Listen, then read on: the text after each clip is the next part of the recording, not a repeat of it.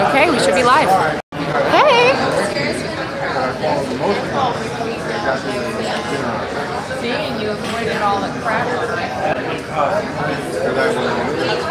Well, we always check first. You know, we see it's always best at Okay, can you hear the sound from here at all? Because I'm gonna have a microphone. Okay, you can see me though. Okay. Okay, that's fine. Yeah, I can see. Oh yeah, there'll be like a slight delay, so we'll have the sound turned off because that will be horrible. But. Do you want to try it with the mic just to check it? Okay. Hey everyone, we're just doing a quick mic check.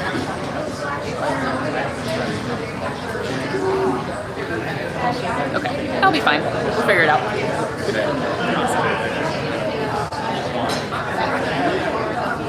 Cool. I'm very excited.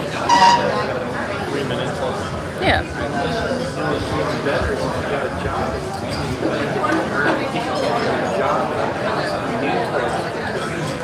We'll need to get our message from our sponsor. Oh yes. Drew, so. Sigma's Eye. Yes. That's fine.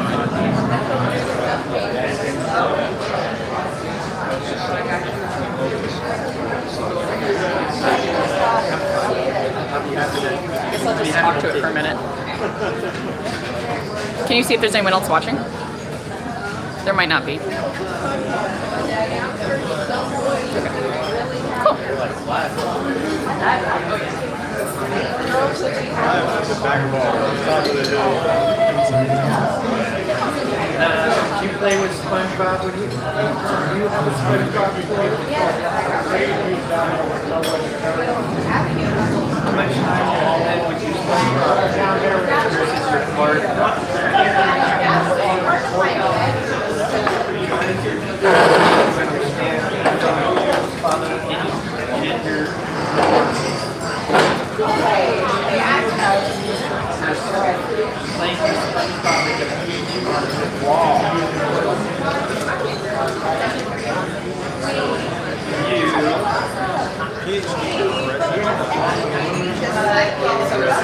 I know the Instagram feed. There you go.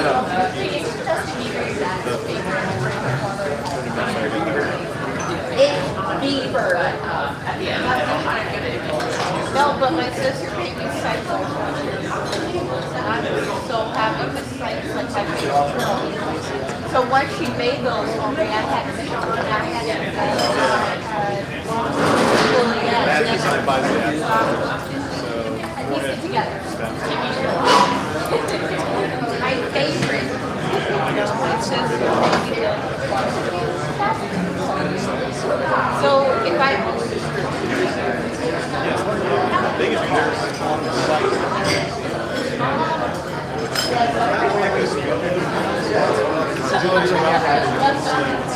Good idea. To be honest, I rather like this environment. my cousin's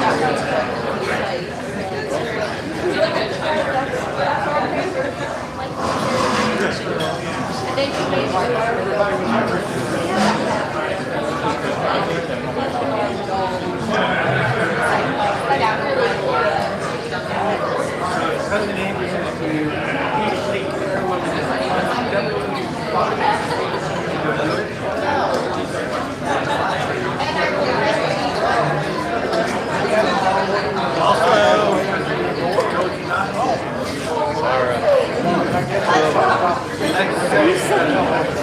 No, ma'am, I just had.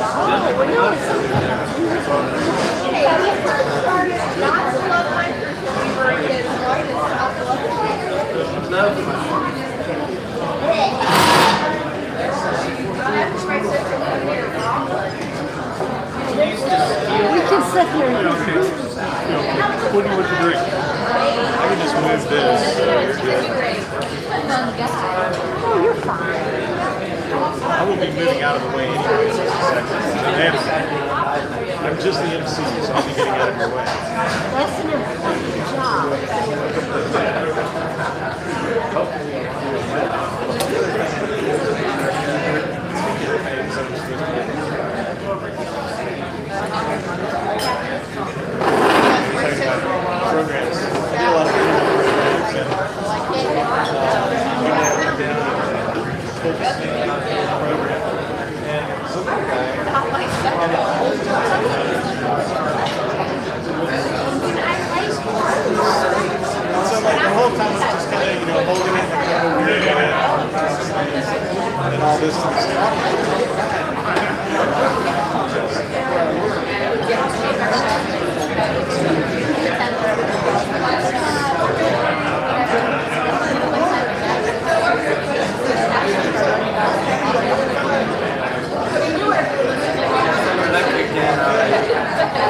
I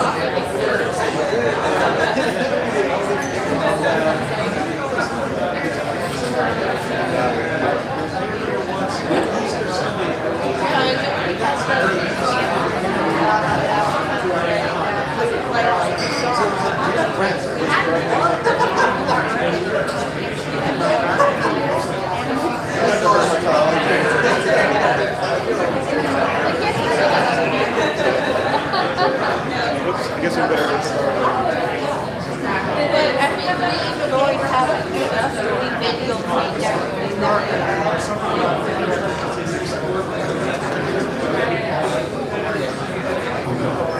Good evening, ladies and gentlemen. Welcome to our December Science Cafe. I'd like to start, as we often do, by raising a glass to science. And to scientists. And to scientists, yes, agreed. Well, I'd like to welcome you all here to the back bar. My name's Whit McMillan. I'm with the Moorhead Planetarium and Science Center with McMillan. And I will be your MC for the evening. And before we get started with our presentation, I do have a couple of things. First of all, many of you I see around the room are enjoying the appetizers. Those are brought to us by a very important group here, Sigma Xi. And so I'm going to turn...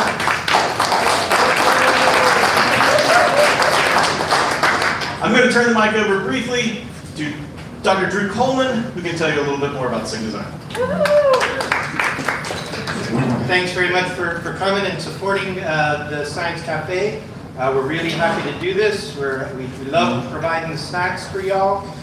Just ask you that if you have a membership that needs to be renewed, please renew your membership. We use our kickback from Sigma Xi to support students and send students to meetings every year. We take whatever we get and we reinvest that in the students. And I just got back from a weekend in Raleigh reviewing Sigma Xi research proposals from students from Carolina and across the nation.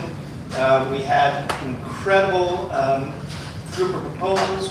We were able to fund a lot, but it would be great if we could fund more. So if when you do renew your Sigma Xi dues, check off that Grants in Aid of Research box and give us a small donation for Grants in Aid of Research so that we can continue to help the students at Carolina and beyond get started in their own science careers. So thank you very much and enjoy.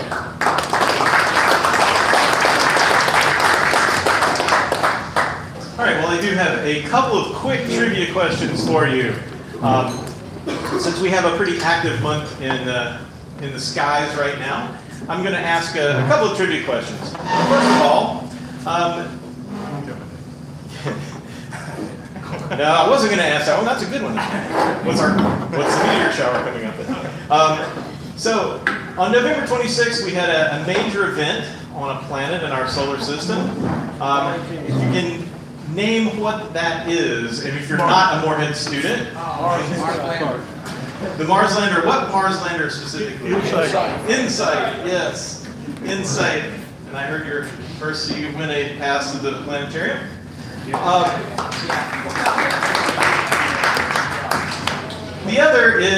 next question is a really quick one here too. On January the 21st, we will be having a very observable event happening in our night sky, weather, of course, dependent. But for another pass to the planetarium, what event is going to happen? The comet. That's actually December still, although we'll be in the sky. There is a comet visible very soon. It reaches its peak of brightness about December the 16th. It's going to be in the eastern sky, sort of over from the Pleiades, if you're looking at it that way. This has to do with the moon, actually. Lunar eclipse. Yes. We have a full lunar eclipse that evening. So a lot of things to be looking up in the sky for right now. So a little closer to Earth, though, I want to introduce our speaker for the evening. Introduce Susanna Harris, who is a PhD candidate in the lab of Dr. Elizabeth Schenk, Microbiology and Immunology Department here at UNC. And she's going to be talking about science communication in the social media age. We've had some experience with Susanna. She has been part of a program at Moorhead for science communication and has done a lot of outreach for us. She's also started a LLC that you can find more information about at thepHdepression.com. Her Instagram page has around 10,000 followers already for this particular group. So she definitely has a lot to say about social media and science communication. So without further ado, Susanna.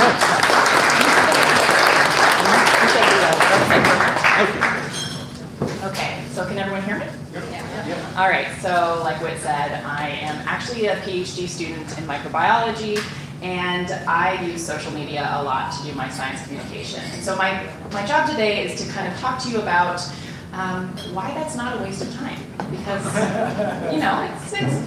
it's a fair question. So first of all, can I see the show of hands of everyone who has at least one social media account? This can be Facebook, YouTube, Twitter. Yeah, this is awesome. So, it depends on which group I'm talking to, of course. Some you will find every single person has a social media account. I have quite a few, but I'm very excited to talk to you today because this is sort of a group that we're going to get a lot of different perspectives. Because of that, feel free to chime in with questions. Hopefully we'll have about 15 minutes, at least at the end, that you can ask a bunch of questions. I'm a very open book. And you'll notice too that I have this little tripod here, as well as a couple people off in the corner. Figured it wasn't fair to have a social media talk without some social media engagement. So it is live streaming to YouTube, as well as I actually have scheduled tweets to go up while I'm talking to you. So every 10 minutes, a new tweet will go up to engage the audience that might be online. So yeah, there's a bunch of really fun things you can do. But what I'm going to start with is talking about actually the news. So I'm going to ask you as a group to raise your hand if you get it more from the traditional media or the social media. So traditional media would be things like newspapers, the television, even magazines, things like that, versus social media will be more things like YouTube, maybe even BuzzFeed, especially Twitter. So raise your hand predominantly. Yes? What about digital New York Times? Digital New York Times, that's a great question. So the digital version that you would see on the web page would be more of a traditional media, even though it's online, versus if you followed the New York Times on Twitter, it would count more as social media. That's a great question though. Okay, so predominantly, I'm sure a lot of people get it from both, but who predominantly gets it from traditional media? Great. And do we have anyone who mostly gets their news from social media? Okay. Maybe the age distribution we think of. So this is obviously a very biased audience, and I wanted to ask an equally biased audience. So yesterday I put out a tweet asking my followers to let me know how they get their news. And not surprisingly, we see about 85% of them get the most of their news from social media. This is a group of people that I'm talking to on Twitter. Also asked the same question of my Instagram followers. It's kind of a prettier picture, but I had people tell me where do they predominantly get their news. And again, we're seeing over 50% using social media to get their news. So, but we do actually have stats for national and international numbers, and what we know is that worldwide, there's still about 80% of people who are watching TV to get their news. We still have 40% who regularly read newspapers. But it is important to note that about 25% of people exclusively use the internet for their news. So it's definitely somewhere that we don't want to be neglecting, and a fair portion of this is actually through social media. And I'm going to explain what exactly is social media. But first, I think we need to think of what is news. When I say news, what do you think of? Like, what's important? What counts as news? Current events. Awesome. And current science. Current science, absolutely. When you watch the nightly news, do you see any stories that aren't about current events or current science? Weather. The weather, absolutely. You might see some op-eds. You might see some interviews of people who have maybe recently done things. So technically, the definition of news is information about events, people, or issues that the public wants or maybe needs to know. And this can be through word of mouth, through printing, through broadcasting, and through what we're talking about predominantly today, which is electronic communication. So I will read this because we only have a couple of screens, but actually the mission for Twitter, this is something I did not know, but the mission for Twitter is to give everyone the power to create and to share ideas and information instantly without barriers. That's a lie, because they've been shutting down so many channels across the board. Anything that doesn't agree with Twitter's hidden agenda, they shut them all down. So great. So there are a lot of rules with every single social media platform. So for instance, with Instagram, there are rules about nudity, and you can get flagged or have your entire site taken down. And same with Tumblr now if you show a woman's nipple versus a man's. So there are some, So every single platform has some really big questions, and they're constantly under debate. And I think that that's a really good point to bring up, actually. So thank you. That we might say this is for everyone, but there are limitations. We do expect people to abide by certain rules that are governed mostly by money. But I think some parts of this are true, that compared to traditional media, there's multi-way communication. If you're reading your newspaper, you could potentially reach out to the editor and have a conversation, but it's not going to be in real time, and it's kind of a toss-up if you'll even get anyone reading it. It's also extremely fast-paced, and I have in quotations reporting, because as you probably noticed, when there are current events going on, everyone is talking about it. Sometimes the news that you hear is from someone who has no expertise in the situation, but you're getting it really fast in real time. And like I said, you don't need to be an expert to have a huge audience, especially things like Twitter. Someone who has no expertise in a topic might have something go out that the right person picks up and it makes a national round. So one thing is, why would we use this kind of unfiltered group? There's some filters, of course, but it's pretty unregulated compared to something like traditional journalism, where someone can get fired from their job for writing something that is libel, whereas on Twitter, we don't really have those rules. Well, the reason that we need to think about this, especially in terms of science communication, is that when we ask the general public where they get their science knowledge from, what they'll say, and this is just a free response, is they might say kind of anything, but the majority say they get their information about science, or they have traditionally through the university and through schools, but more and more they're saying books, magazines, newspaper, the internet is about 20% of people first note that, and then things like science centers and museums. So something like this is really great. You're seeing real life communication, but not everyone has the access to these things. And as a group, we considered these sort of topics from school, as well as all the way down to museums, to what I'm doing right now, as a type of science communication. So what is science communication versus the news? So I do research in my lab every day, and you all pay for it. I feel like scientists have a responsibility to the public to in some way give back to the public for the fact that we're being paid by taxes, by grant money, etc. And so there's this idea that science isn't really done until we communicate it to whoever is paying us. So public communication of science-related topics is science communication. It's talking in public in a way that is not, you're not required to be an expert, you're not required to be at a university, and there's a certain subset that's called outreach, where what I'm doing right now, a lot of you are experts in scientific fields, probably not experts in social media. Okay, but again, who cares? Why do we care about science communication? Why does it matter? Maybe nobody cares about science communication or science in general. Luckily, people have asked that question, and it turns out that people really want to learn about science. So the majority of people at the top here, 83% agree, and 32% strongly agree that they want to know more about science and how it affects our world. So in general, people want to know about science. And then the other really important tidbit, I think, is here at the bottom, which says, I consider myself to be science literate. So they feel that they can understand and read science. And there's about 63% of people. But one, that includes a lot of people who maybe just think they understand science. It's kind of a leading question, right? But that also does leave about 40% of people who right off the bat say, I can't access science. I can't do this for myself. And the thing is that the public's opinions and interests change when they understand things. And in an era where funding is being cut for scientists, where there's huge contention around things like climate change and public policy, letting people know what's going on could be the difference between us having certain research and kind of progress in the future. So that's why I think it matters. And then why should scientists be involved? Is this a waste of my time? Should I be in the lab exclusively doing the science and leave communication to people who are classically trained? So journalists know how to communicate.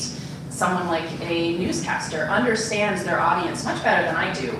Even people who are working at the Moorhead full-time understand the ideas of outreach and the pedagogy behind that. But what we found is that in the general audience trust scientists more, for better or for worse. But about 50% of people said that they trust scientists and professors to be accurate with what they're saying. Next at 25% is the internet, and actually the media is at 6%. So people are going to generally trust random things they read on the internet over the news at this point. So this is why I think scientists should be involved, is that when we do talk, people listen and it can change their minds. Okay, so, but how can social media be useful? Has anyone heard that social media is bad for your health? It depends. Absolutely, absolutely it depends. And at the end of this, I'm going to talk a little bit about how you can use social media to your benefit, because it's absolutely true. It can be a drain on your time. It can make you feel a lot of feelings of jealousy, fear of like missing out on important events, and it's especially hard for really young people who might not have that sense of self. So, but does social media have a place in society in a beneficial way? And this was answered in a really interesting op-ed that I'm highlighting because this was part of the reason that I got interested in using social media for my outreach. This was an op-ed called Social Media for Social Change in Science. And what these 4 authors did, they're all PhD candidates who had connected over social media. They wrote up a report showing how social media is a way for people who wouldn't otherwise have an audience to speak. So especially women and underrepresented groups, they're not as well represented in the media. People like scientists who might not be able to do all of the classic training in order to actually get a job in broadcasting, they are the ones who aren't going to have the audience.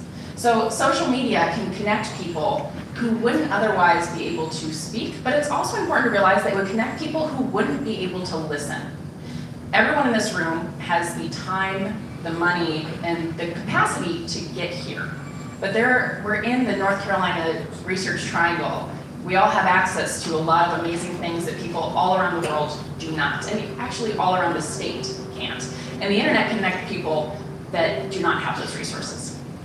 One of the main authors of this paper is a woman named Samantha Yamin, and she is, again, how I got kind of introduced to the idea of using social media for specifically science communication. Samantha is a PhD candidate studying neurobiology up in Toronto, Canada, and she has about 30,000 followers that interact with her posts on Instagram. So on Instagram, what you'll see, and I'll show you a couple of examples, it is a photo, and then you have the capability of writing a wall of text next to it. And she's really fantastic, and there's a few other people doing this. She's fantastic where every single one of her posts, you will learn something. It's almost always about her research and what she's currently doing in the lab. She's responding to people asking questions, and these are followers from all around the world. So again, you can learn from and actually speak in real time to researchers worldwide. And the public will decide what it wants really fast. Very quickly, I find out if what I have written resonates with people. If I write something and it doesn't get any likes, it doesn't get any interest, if I post something that doesn't, that's not my audience. And part of the requirement of newsworthiness is whether or not your audience wants or needs to see it. So my favorite examples of Sicom on Instagram. So it's shortened to Sicom because everything on the internet is shortened so it can all fit into the right thing. One person I really, really like is Janelle. She is the sushi scientist on Instagram. She's a postdoc at Johns Hopkins and she studies neuroscience. And she also enjoys making sushi, and every single one of her pictures has been made with sushi to explain some sort of concept about neuroscience. And in this case, we are looking at different kinds of neurons where she has modeled them with sushi. It's cute. There's questions about, is this perfectly accurate? And absolutely not. But this might engage people who would otherwise be very scared about the idea of learning the difference between bipolar and multipolar neurons. And then on the side, she'll talk about it a lot. Another person who I've included a little bit of the text next to it, I don't expect you to read this, is Gabi Sarava-Marx. She's a PhD candidate up at MIT. And in this case, she wrote this article for her other multimedia site and then brought it to her Instagram, and is talking about the likelihood that climate change could have affected our hurricane season this year. She is what is called a paleoclimatologist. She studies stalactites, and she is constantly posting about them, and it's really pretty. But also, I've chosen these two people because if you ask a question on this page, they will come back with a response. If you need a citation for something, they will respond. And I think that that's something that we don't always get, especially with traditional media. And one other thing that I want to bring up is that social media is not isolated from other media at this point.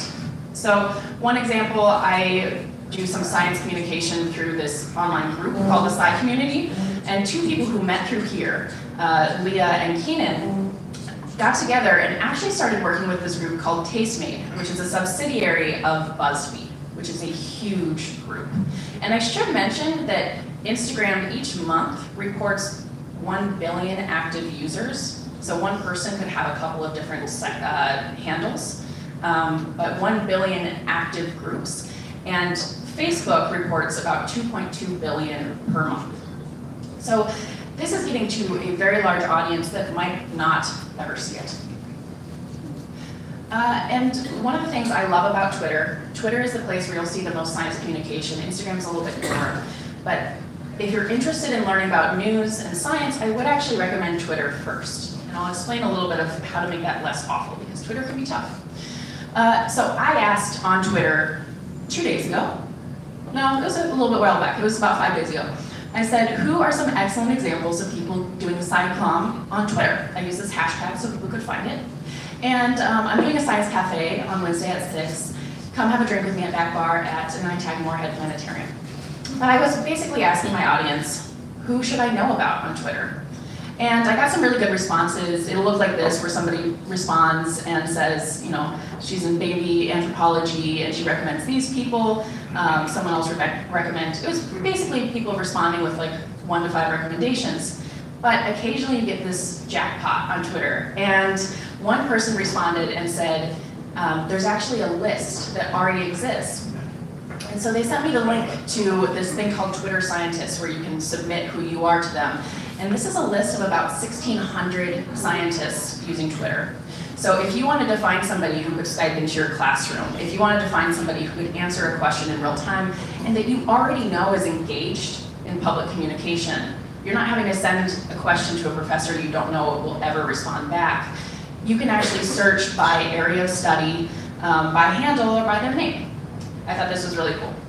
But there was one other thing that happened in this thread. A completely unrelated argument came up where there was a misunderstanding. One person thought that the other person was saying that they weren't really a science communicator, and it got off track and people were getting pretty snippy with each other. It eventually got resolved because both people realized there had just been a miscommunication. But there is a warning behind social media, which is that it can be amazing for communication. I got this huge list of people, and I would feel comfortable reaching out to all of them.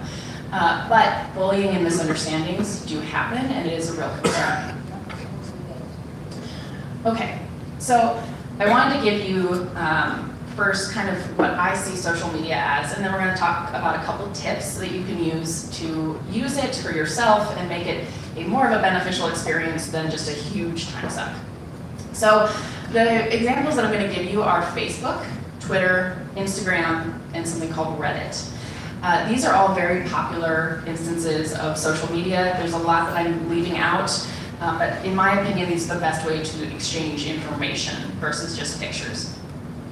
And I'm going to be comparing them to the more traditional ways that we're getting science news. So We're going to have research journals, something you think of like Nature, Science, etc. So the primary literature, and then things like traditional news media. I'm going to be judging these based on how searchable things are. Can you search for topics? If you can build a real human connection with the author of what you're reading. Can you follow along with the story? Is this something that's a continuous feed? Can you interact with the experts? Not that the experts are telling you something, but the people you're talking to, can you actually interact with them? Whether or not you can store images, which is important for a lot of people, and then kind of vague but niceness. This is a measure of how afraid I am to say things on these different platforms. So, luckily, I've color-coded this. The main takeaway is that they all have their benefits and take-backs, but in my opinion, the research journals and news media should be a higher caliber. That is what we expect of them, especially research journals. They should be peer-reviewed. The stuff that you read there should be backed up by some expert. But it is lacking in things like human connection. You're not going to build a connection with the author of a paper unless you reach out in some other way. Whereas on social media, people actually engage, and the two people doing aux support for me, I met both of them through social media. So you can actually get nice communication, but one thing too is that it can get kind of nasty. You can get sucked into a lot of things. So my recommendation on this is that if you're interested in getting on social media in any way, check out some different platforms. Yeah? So I would have a column for credibility, okay? Because as you point out, Yeah. with the journals, there's credibility. There's built-in credibility. They're not making mistakes. Anybody can put anything on Twitter, including guys' politics. Absolutely. Yeah, so I did not, the question was, or the comment was, I did not include a column for credibility. And that was kind of on purpose because this is a space where I felt uncomfortable making a definitive answer of what is credible, right? Because I would agree that research papers absolutely have a higher credibility than everything else. I'm biased as well because I'm a researcher. But people might argue that traditional media is just as likely to be biased as some social media accounts. We also use social media now to announce really big political moves. And these things, it is getting very hard to figure out where the line blurs between casual conversation on social media versus things that are actually libel, versus things that are considered a declaration of war, versus things that are actually insider trading and that sort of stuff. If somebody tweets out that they're worried about their company, what's going to happen? We saw that with Elon Musk, that he put out some tweets and it really hurt his business. So, but I agree, of all these, definitely the research papers are going to be the most credible. So, I do want to highlight, yes, absolutely. There's another point to make out.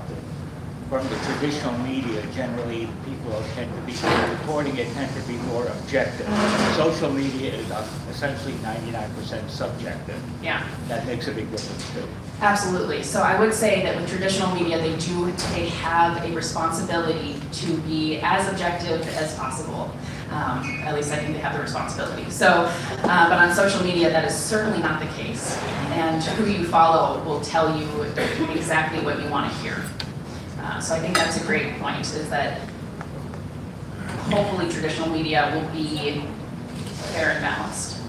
So, but I do want to highlight one thing that's cool, exactly to your point, which is you do get to decide what you see on social media. One way to do this is with the use of hashtags. Hashtags, it's the pound symbol on your phone. This is going to basically act as like a search in that platform. So if I look up hashtag dogs on Instagram, if I just want to look at dogs, I get almost 77 million pictures of dogs. That's enough dogs. Now, if I'm in the holiday spirit and I'm very picky about what dogs I want, I can also search the word hashtag dog sweater. And that has 93,000 pictures. So you can use social media to kind of, relax, unwind, look at cute things. You can look at babies, you can look at swing sets, whatever you want. Yeah. You can also do something which I think a lot of people don't realize. You can choose what you don't see, especially on things like Twitter. So I have this little circle thing. If I go into my account settings, it will give me the option of muting. I can mute people, which is nice. I can actually mute words. And so what this is that if I say, I never want to see the word cantaloupes, which is something that hopefully won't be contentious. If I never want to see anyone talk about cantaloupes, but you can imagine any topic that you really don't want those non-expert opinions about. You're going to get really annoyed if either your friends or your friends' friends are talking about a topic. I can tell Twitter that I never want to see it because it is not going to serve me. It's not the information that I want. It's not what I want to see on a daily basis. But one thing to keep in mind, and this is kind of where I'm going to wrap up, is that your tweet could go anywhere. So this was a tweet, and you never know what's going to happen. I put out tweets all the time that I think are interesting and nobody else does. But this one, I said, as a microbiologist, I strongly recommend not eating raw cookie dough. Raw eggs and flour can make you so sick. But as a human, I will never stop eating it. Apparently other people feel the same way. Got about 2,600 likes and 380 retweets in just a couple days. What's a retweet? Aha, good question. So a retweet, it's basically, if you're familiar with Facebook, where someone has taken a story from someone else and said, ooh, this is neat, I want my followers to have it.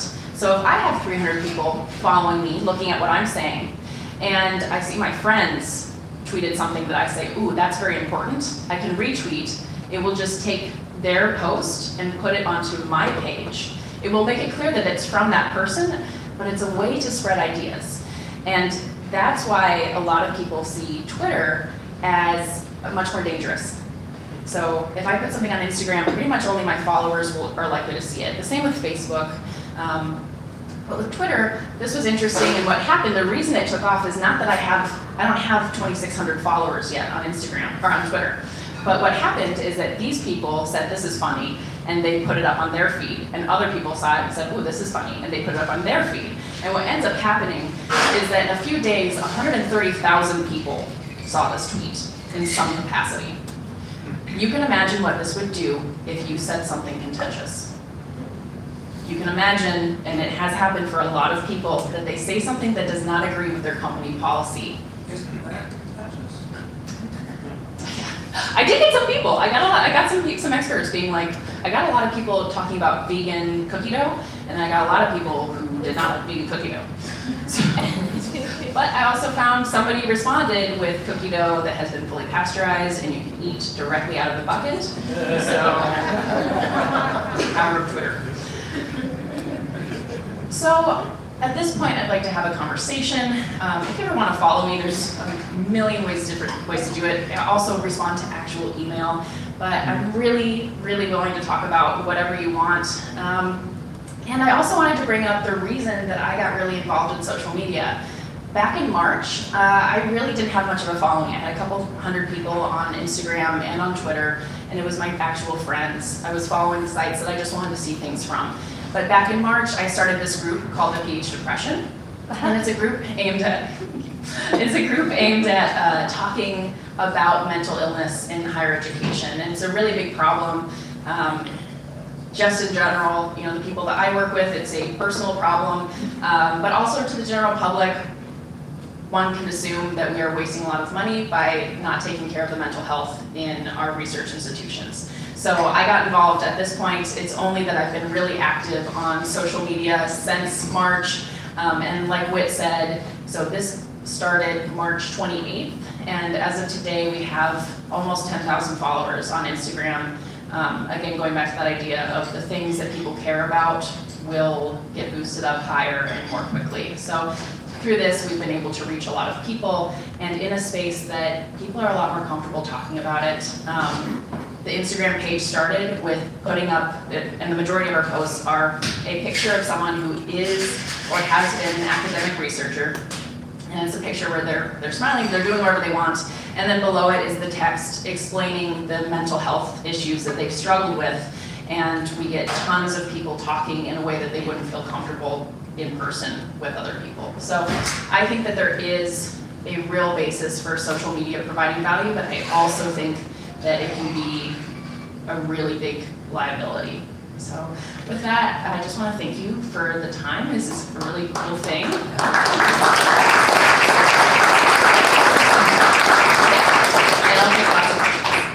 We do have a few, we do have a couple microphones around, so Yeah. let me pass that to you before you ask the question. Are you in tune with the President of the United States? How do I now? Are you in a tweet connection with the President of the United States? I am not a follower, but I also have not blocked any of those words. You can definitely block any words with like Trump in it if you don't feel like that. You can block, that's sad, that might take out a lot.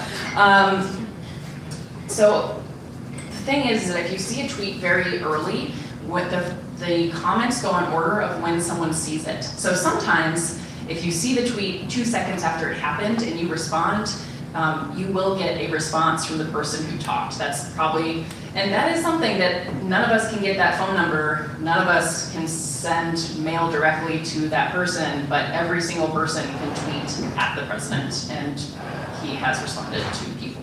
So. What about that privileged status she has on Twitter?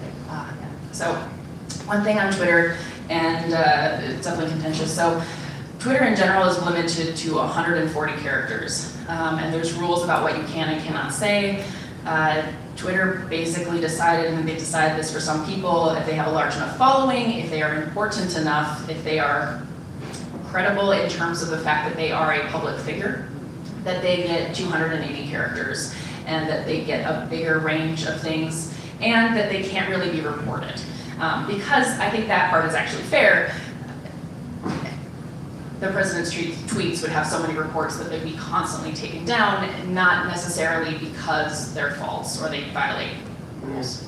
So, Well, not necessarily. Are you concerned that providing education about science in such small chunks runs the risk of dumbing down the science?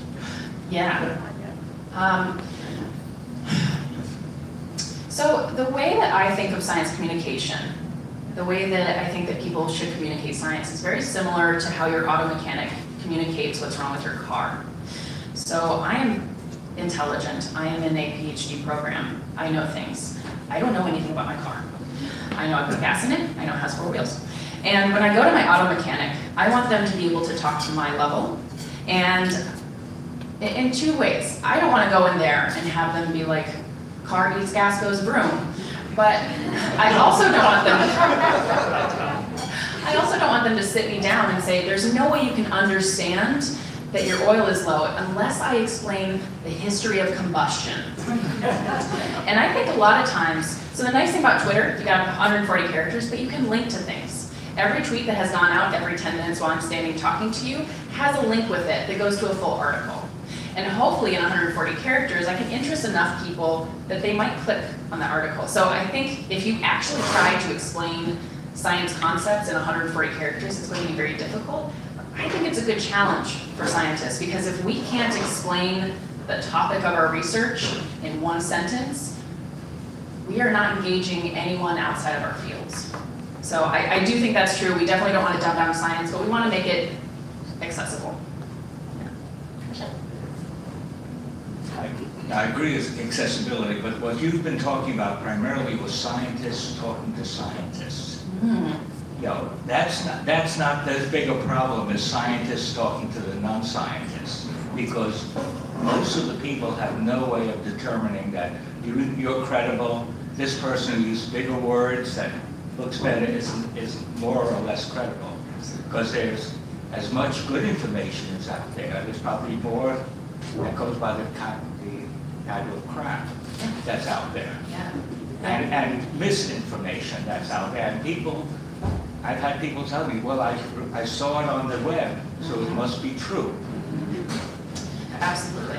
And you get a lot of bad science in it. You get a lot of bad science there. Absolutely. I think that's very true. And kind of to your point earlier of, don't we think that, you know, the general media is more credible? And I think that where they are more credible is that hopefully, it might be biased, but hopefully if they say someone is a doctor, they are a doctor. On Twitter, someone can say they're a doctor and they have never been to college. And if enough people believe them, okay. One person that comes to mind actually is someone who's very engaging on Instagram. I won't say her handle, but she touts herself as an astrophysicist and has not completed her undergraduate degree, and she has dropped out. Those are questions. And things that people would not know if they didn't know some of these backstories. So I do think that that is where we do need to do a better job of teaching people how to spot fake news, how to spot lies, how to interpret things, and that goes back to this idea of science literacy. What you're talking about also is something called the silo effect, where you're all just screaming at each other the same thing that everyone else knows around you because we're all following the things we want to talk about. That's a problem.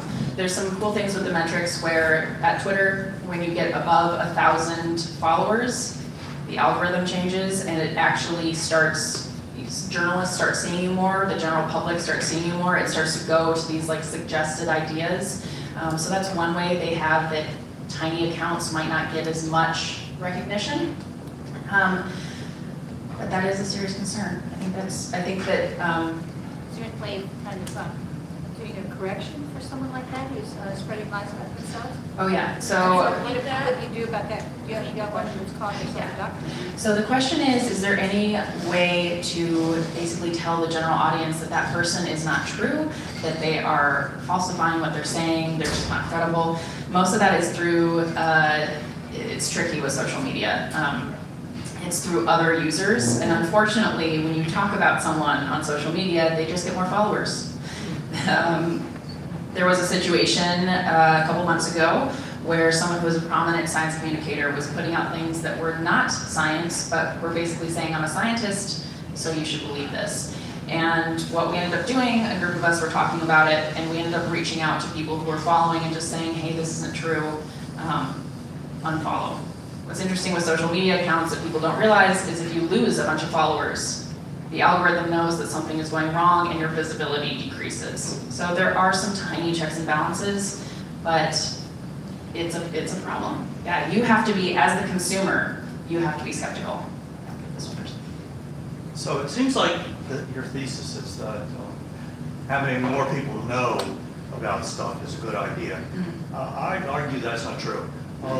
That it seems like where we're getting into trouble now is that more and more people think they know something about something they don't know anything about. And they think that, and accordingly, they're entitled to some impact through who they vote for sometimes, or who they support. And the influence is misguided influence at best and purposely misguided at worst.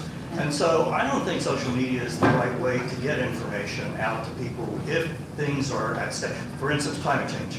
I'm sure that social media is rife with why it's not, real, why it's denied, stuff like that. And then all of a sudden, but the population at large shouldn't even think that they even have a say in it, really, because they don't know the science, they don't know the intricacies of it. And why would that make them a credible judge of what has to be done next?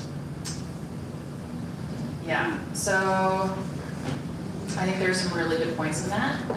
Again, to that idea that someone with absolutely no expertise can end up with the same audience as someone who has worked their entire life for it. I'm pro-vaccine because I am a microbiologist. I feel like I understand vaccines more than someone who has never taken a science class. However, they are entitled to their opinion. And unfortunately, I think that most people have some baseline misinformation about everything. I agree that there needs to be, it's this balance, right? It's a balance between censorship and, protecting people from things that aren't true, but everyone's gonna have a different definition of what's true. Yeah, if other people have other ideas about this. How much on Twitter get so that they only interact with people who are extremists like themselves? Oh, yeah. That's pretty easy. You just, oh, yes, yeah. So the question was, how do people on Twitter end up with a situation where they are only interacting with other extremists? So whatever your topic is, and we can go either way on this. How does it happen that those people just kind of create this little online community that's completely public, but they only talk to each other?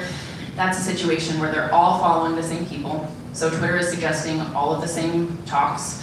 And they've probably blocked a lot of people and a lot of words. So you can certainly, but the same way that you can go into a library and only read one section, That's true of social media, but you probably can't publish a book just because you want to. Hi, so I wanted to ask you a question based on something you said a few minutes ago about when people lose credibility and they start losing followers, and then these sort of systems know what's happening. And I wanted to relate this to what happens when a paper in a journal is retracted.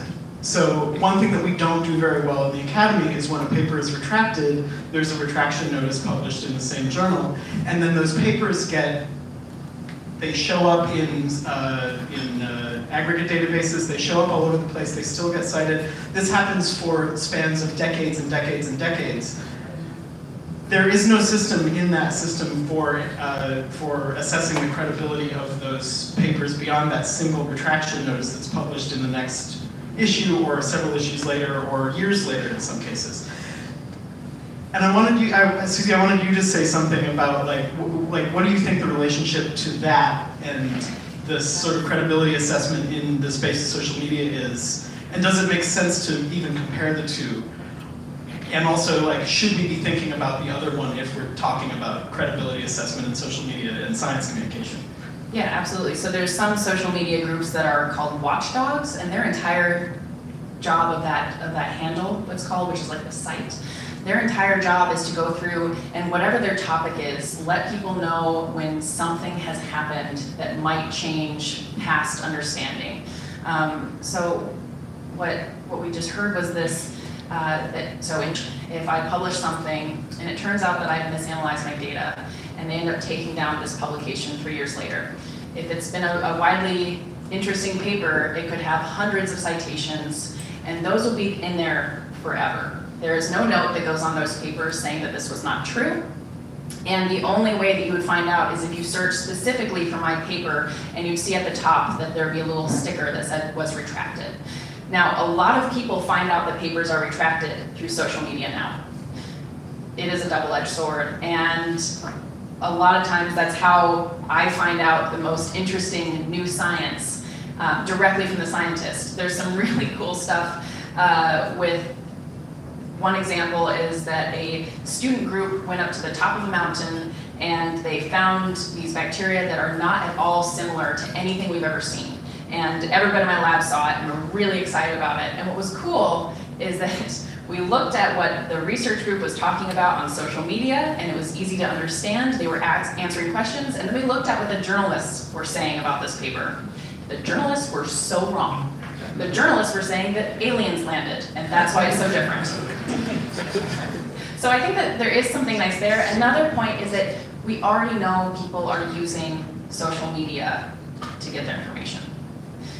So we can either leave it and say, experts, leave social media, it's not worth it, or we can at least be there. We can at least be screaming into the void just as loud as everyone else, and hopefully catch some of these things. And we have one last question, Megan. Hey, Susanna. So social media, it seems to me, is a great tool, especially for connecting with young people, because the social media audience tends to skew young. We've got a table full of undergrads over here. So I was wondering if you could elaborate on how you see the usefulness of social media in connecting with people who maybe don't know they want to go into science yet, and engaging them. Yeah, so I get, on my own Instagram handle, I get questions pretty regularly of how I chose my grad school. I get people asking from all different countries why US grad school is different than the UK. I get people asking why I wanted to be a scientist. And maybe I'm not a good source, you know? This is a very biased opinion, but it's also a little bit more personal than clicking on a website and looking at a checklist. So I would say we know that communication sticks better when it's from a person instead of a logo. We know that people feel more comfortable talking to a human person. And we also know that people remember things better if there is a story behind it. Storytelling is incredibly important for people changing their minds. And so someone might not pick up a paper that they disagree with, but if they happen to see something and they feel connected to somebody, and I've had this through my social media where I agree very strongly with someone about science and we disagree on politics, and I've had nice conversations where both of our views have changed at least a little bit. So I think in terms of engagement, in terms of bringing people in, the nice thing with social media is it's okay to go off brand.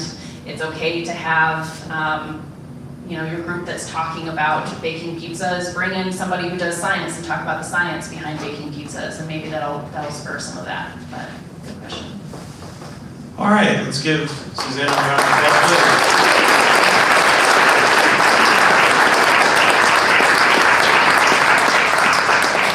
I want to thank you all for coming out tonight, and also want to say thank you to Back Bar and Top of the Hill.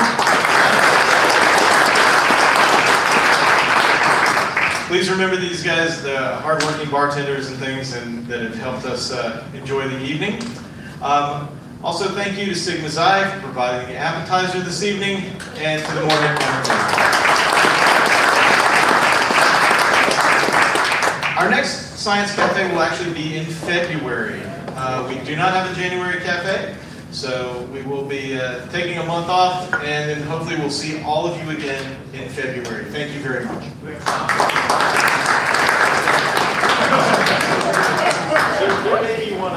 Bye. All right, how do I end this?